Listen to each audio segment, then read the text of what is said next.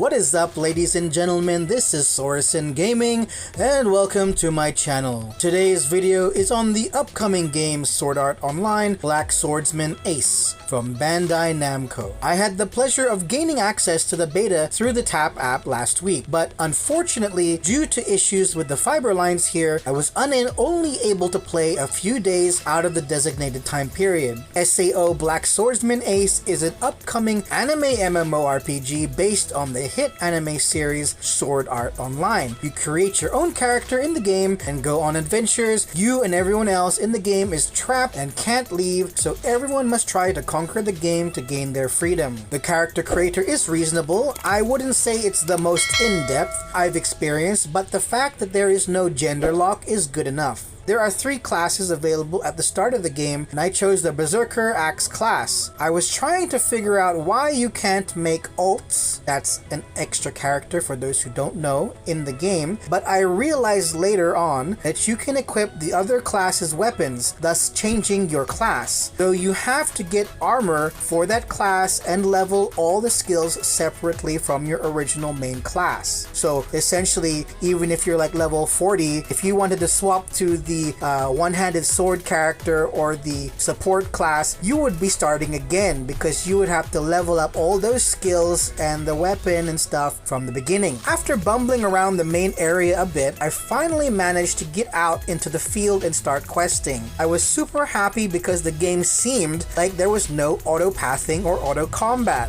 since even after reaching level 10, I was still doing everything manually. I even boasted about it on my other social media accounts. Even after I hit level 13, I was like, wow, I'm still just playing this game. And I was telling everyone, this is the type of game we need for the mobile generation. But then, sadly, upon reaching level 15, there it was. Auto-pathing and auto-combat had been unlocked. Though, you have to go into the menu and manually turn it on. You can just leave it off and go about your day as usual. The game doesn't force auto on you like most other Asian MMOs. By the time you've reached level 15, you might even be used to the game's style that auto feels weird, because getting to level 15 took some time. It's not a fast level up game. There's time that you need to put in before you even reach level 15. So by the time you get there, you, like me, I was like, oh, I don't even care about that. I mean, sure, I turned it on so I could try it,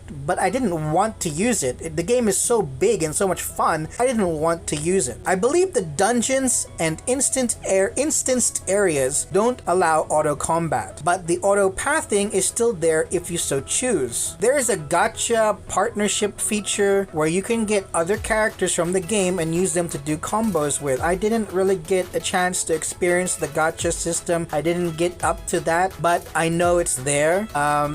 These partners that you get, they don't visually appear in your game, but you get some visual animation when you perform the switch, as it's called. There's a little icon with their face and you can equip it, and then when you're fighting, the combat in SAO Black Swordsman is action combat oriented. The animations are fast and there is a dash feature as well. Even for a giant axe user like my character, the combat still felt very fast. Not like other new mobile MMOs that have come out where the combat is ridiculously slow, like Warhammer Odyssey. I'm looking at you. The graphics are, as to be expected, very anime, but they look great. The world gives the appearance of being quite large, and while it's not fully open world, the zones themselves are big. Even the home town, the home city is big.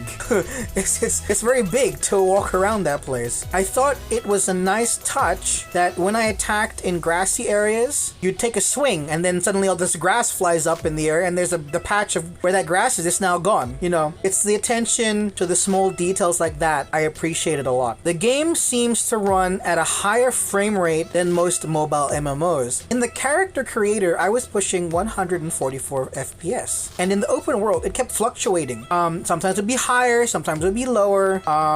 Probably this is due to, since it's in closed beta, the game's not fully optimized yet, but I'd like to hope that on release, the game has a high frame rate option to provide 144 frames if you choose to want to have that. Well, if you have a device that can do that. For most, would be like 60 to 120. I noticed there is a day and night cycle, but I'm not sure about if they have dynamic weather yet. I don't recall experiencing any weather effects as far as I know.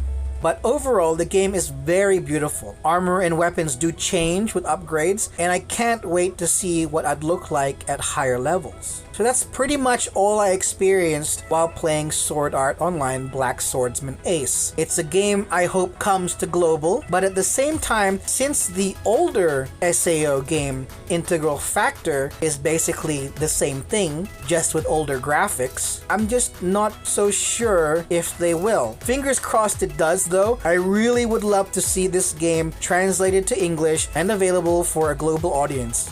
I'd even be happy with a C release, a Southeast Asian release, just as long as it's translated so it can be played. Thankfully, my internet speeds are back to normal today, so I was able to get this video out. So thank you for your patience. I appreciate it greatly. I hope you enjoyed my video. Please drop a like and subscribe if you did, and also perhaps hit that bell icon if you'd like to stay up to date all my upcoming content. Take care everyone, be safe. This is Sorensen Gaming, signing off.